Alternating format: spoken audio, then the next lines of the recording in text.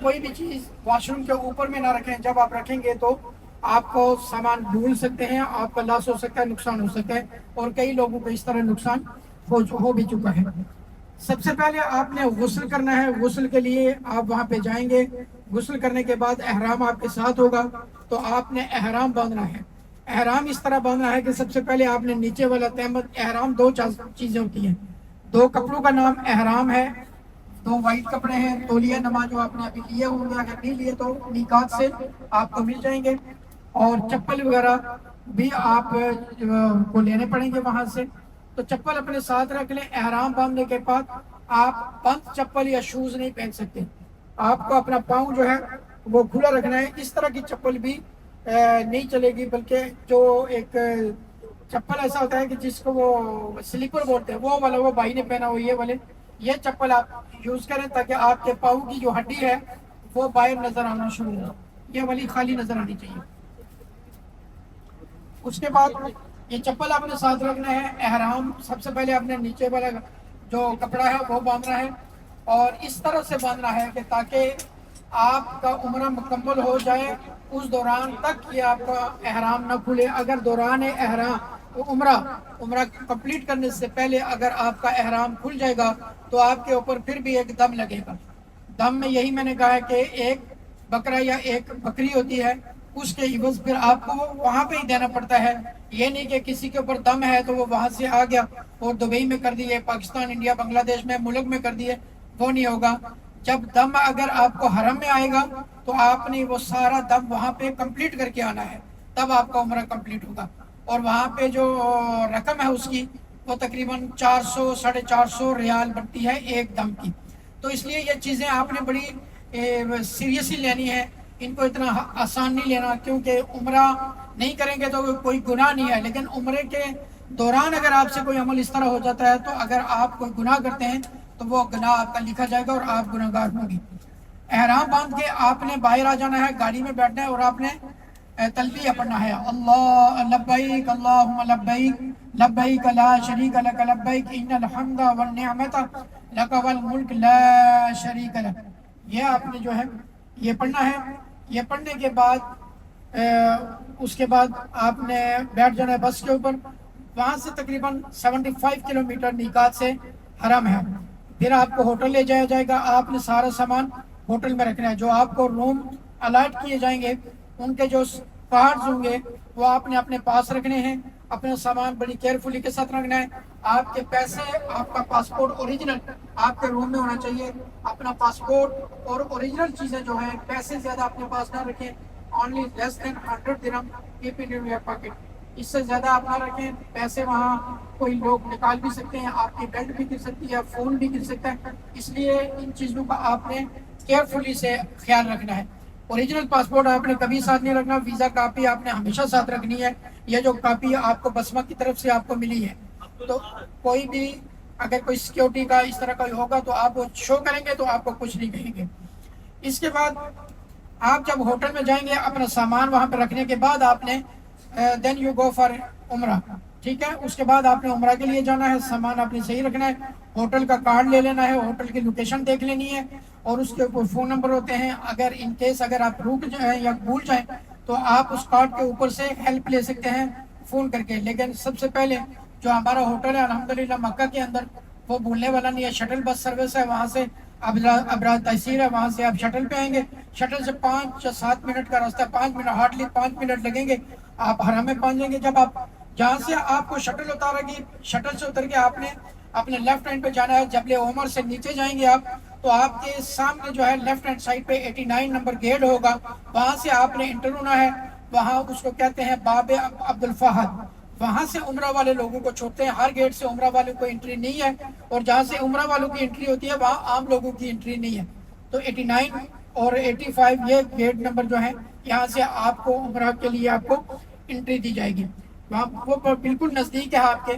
وہاں سے آپ انٹر ہوں گے تو سب سے پہلے آپ نے پڑھنا بسم اللہ والصلاۃ والسلام علی رسول اللہ. آپ نے اپنا رائٹ فٹ جو ہے یہ اندر رکھنا ہے. بسم اللہ اللہ اکبر اللہم افتح لی ابواب رحمتک, یہ آپ نے پڑھنا ہے.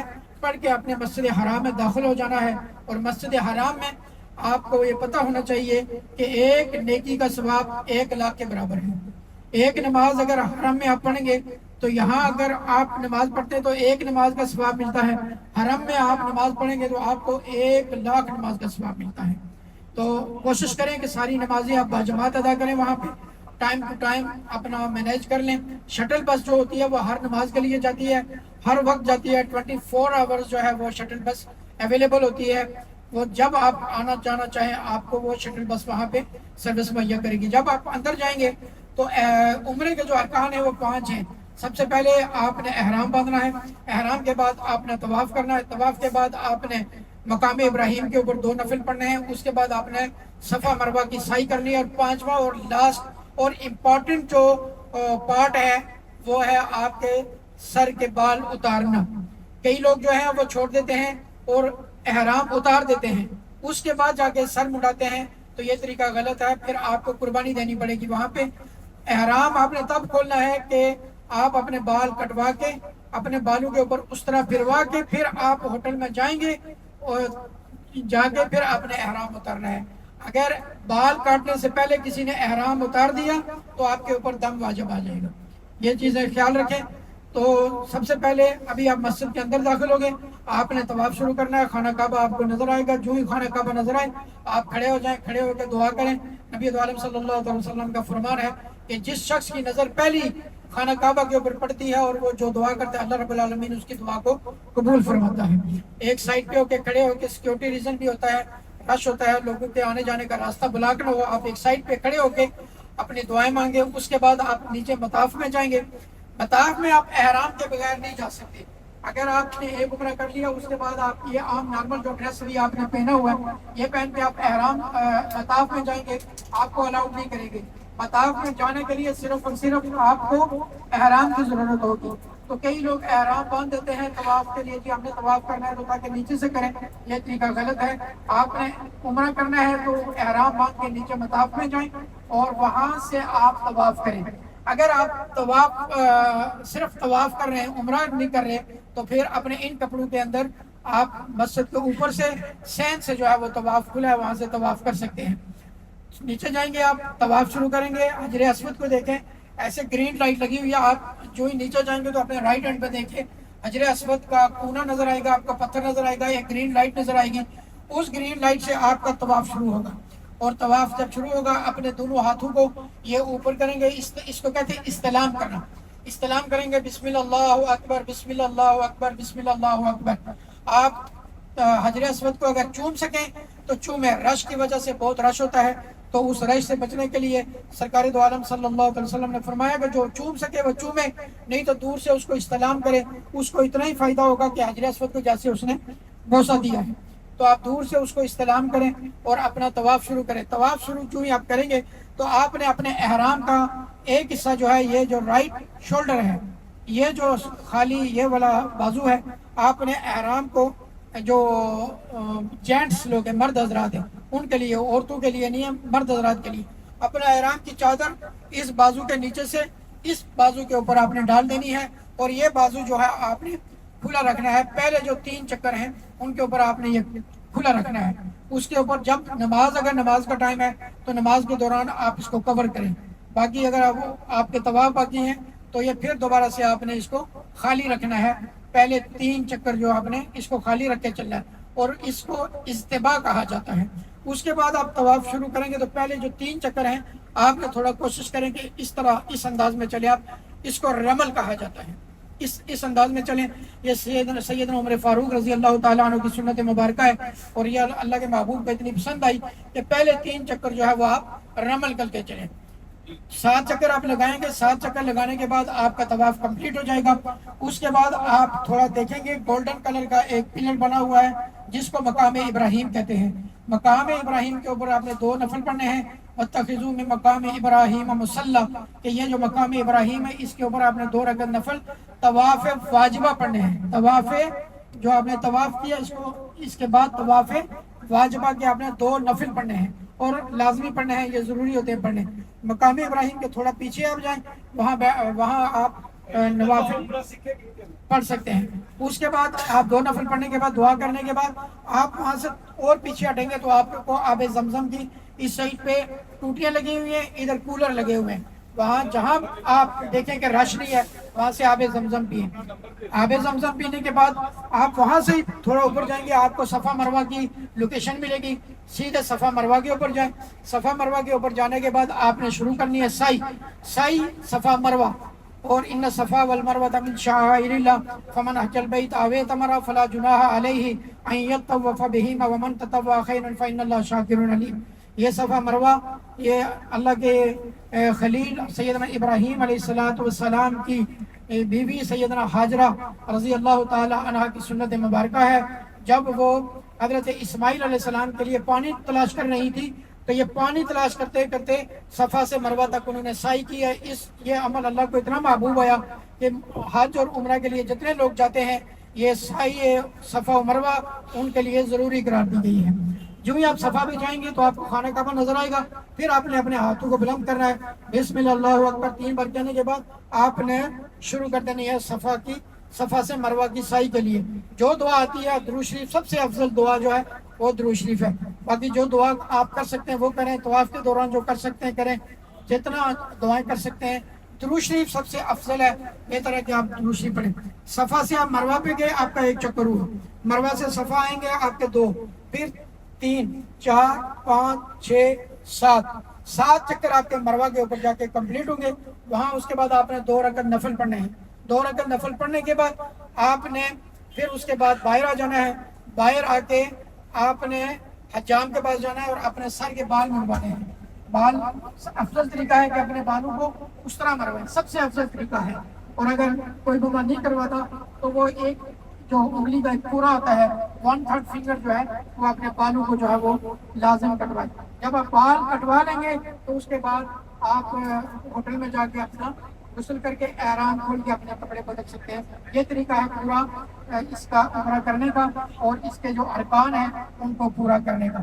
اس کے بعد جو زیارات ہوں گی وہ انشاءاللہ آپ کو گروپ میں اپڈیٹ دی جائے گی۔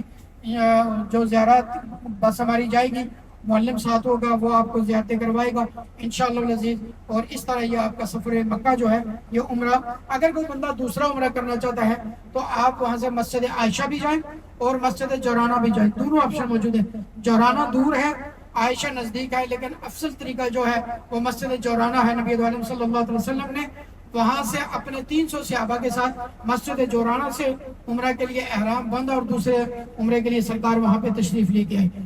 اور مسجد عائشہ جو ہے یہ عورتوں کے لیے سرکار نے اس وقت سیدہ عائشہ صدیقہ رضی اللہ تعالیٰ عنہ نے جب سوال کیا تو سرکار نے ان کو اجازت دی تھی، تو مسجد عائشہ سے بھی جا سکتے ہیں اور مسجد جورانہ سے بھی جا سکتے ہیں۔ تو باہر آئیں گے آپ تو وہاں سے آپ کو ٹیکسی ملے گی، 5 ریال لیتے ہیں مسجد عائشہ کے، اور 10 ریال اگر بس میں جائیں گے تو آپ کو 20 ریال آنے جانے میں ملیں گے مسجد جورانہ کے لیے، تو وہاں بھی آپ جا سکتے ہیں۔ تو یہ طریقہ جتنے آپ عمرے کریں گے، اگر آپ کا احرام ٹھیک ہے تو اس کے لیے آپ کوشش کریں کہ ایک عمرے کے بعد اپنا احرام پانی سے نکال لیں، پانی سے اس کو صاف کر لیں، کیونکہ بال وغیرہ پڑے ہوتے ہیں، چھینٹیں پڑی ہوتی ہیں۔ ایک عمرہ کر کے اگر دوسرا کرنا ہے فوراً اس کو پانی سے نکال لیں اور سکھا لیں، دوبارہ عمرہ کریں، نیا لینے کی ضرورت نہیں ہے، اسی کو آپ بار بار استعمال کر سکتے ہیں۔ یہ طریقہ کار ہے آپ کا عمرہ کرنے کا۔ اللہ تبارک و تعالیٰ آپ کے ساتھ ہم پر بھی کرم فرمائے، بسمہ ایمار حج اینڈ عمرہ سروسز LLC کمپنی کے اوپر اپنا کرم اور فضل فرمائے۔ انشاءاللہ آپ یہ ہمارے ساتھ سفر کریں گے، نیکسٹ ٹائم انشاءاللہ آپ ہمیں ہی چوز کریں گے، اس لیے انشاءاللہ کہ ہماری سروس بصورت دیگر جتنے بھی ادر کمپنیاں انشاءاللہ ہماری سروس ہماری کمپنی اچھی اپنے حجاج کے لیے مہیا کر رہی ہے۔ اچھے ہوٹلز ہیں مدینہ شریف میں بھی، مکہ شریف میں بھی۔ مدینہ شریف میں جب آپ جائیں گے تو انشاءاللہ آپ کو واٹس ایپ کے ذریعے گروپ میں میسج آ جائے گا، آپ نے پھر مدینہ شریف جانا ہے، پھر مدینہ شریف حاضری اور وہاں کی جتنی بھی زیارات ہیں وہ کمپلیٹ کر کے پھر اگلے فرائیڈے کو آپ نے واپس تشریف لے کے آنا ہے۔ اللہ تبارک و تعالیٰ آپ کا سفر آسان فرمائے، اور اگر کسی کا کوئی مسئلہ ہے، کوئی کوشچن ہے تو وہ آپ مجھ سے پوچھ سکتے ہیں۔ یہ پوچھا تھا پرانے طواف عمرے کے ٹائم پہ جب حجر اسود چنتے ہیں اس پہ عطر لگا ہوتا ہے، اس سے دم تو نہیں پڑے گا؟ اس سے منع کیا گیا ہے کہ دوران طواف جو ہے اگر آپ عمرہ کر رہے ہیں تو حجر اسود کو بوسہ نہیں دیں، کیونکہ اس کے اوپر خوشبو لگی ہے۔ ایک چیز بڑی اچھی ہے، بہت اچھا سوال آپ نے کیا ہے جب آپ احرام باندھ لیں گے تو اس کے بعد چند چیزیں جو ہے وہ ممنوع ہو جاتی ہیں. سب سے پہلے آپ ناخن نہیں کاٹ سکتے، بال نہیں، ایسے بالوں کو سر کے اوپر بار بار ہاتھ نہیں کر سکتے. داڑھی اگر ہے تو آپ اس کو زبردستی نہیں کر سکتے. اگر وضو کے دوران آپ کی داڑھی کے بال یا سر کے بال آپ کے ہاتھوں سے آتے ہیں اس کے اندر کوئی مذائقہ نہیں ہے، لیکن اس طرح کرنا بار بار، اور اگر آپ کے بال آ جاتے ہیں تو پھر آپ کے جو ہے 3 بال اگر آپ کے آ جاتے ہیں تو آپ کے اوپر دم آ جائے گا. بالوں کو آپ نے بار بار نہیں کرنا ہے، ناخن نہیں کاٹنا ہے. کوئی بھی زخم، جس طرح اب یہ میرا ایک زخم ہے، اس کو آپ اگر چھیڑیں گے خون نکلنے کا اندیشہ ہے. اگر خون نکل گیا، پانی پی کوئی چیز نکل گئی تو پھر آپ کے اوپر دم لگ جائے گا. خوشبو آپ نے استعمال نہیں کرنی ہے، صابن آپ نے استعمال نہیں کرنی ہے، ٹوتھ پیسٹ برش وغیرہ آپ نے استعمال نہیں کرنا ہے. مسواک استعمال کر سکتے ہیں، باقی کوئی چیز خوشبو، صابن، پرفیوم، شیمپو، فیس کریم، یہ چیزیں احرام کے دوران ٹوٹلی ممنوع ہوتی ہیں. ہوٹل میں جاتے ہیں وہاں صابن شیمپو پڑا ہوتا ہے، جیسے ہم جائیں گے سامان رکھیں گے وہاں شیمپو اور ساری چیزیں پڑی ہوتی ہیں. بندہ جو ہے نا وہ کہتا ہے جی شیمپو بھی صابن پڑا ہوتا ہے، آپ نے اس کو یوز نہیں کرنا ہے. تو اس لیے حجر اسود کو دوران عمرہ جب آپ احرام میں ہوں تو اس کو آپ ہاتھ نہ لگائیں، اس کو آپ بوسہ نہ دیں، تاکہ خوشبو جو ہے وہ آپ کو مس نہ کرے یا آپ کے احرام کو مس نہ کرے. اور کسی کا کوئی سوال؟ اللہ تبارک و تعالیٰ آپ پر کرم اور فضل فرمائے اور آپ کے لیے یہ سفر حسن فرمائے. اپنی دعاؤں میں ہمیں ضرور یاد فرمائے.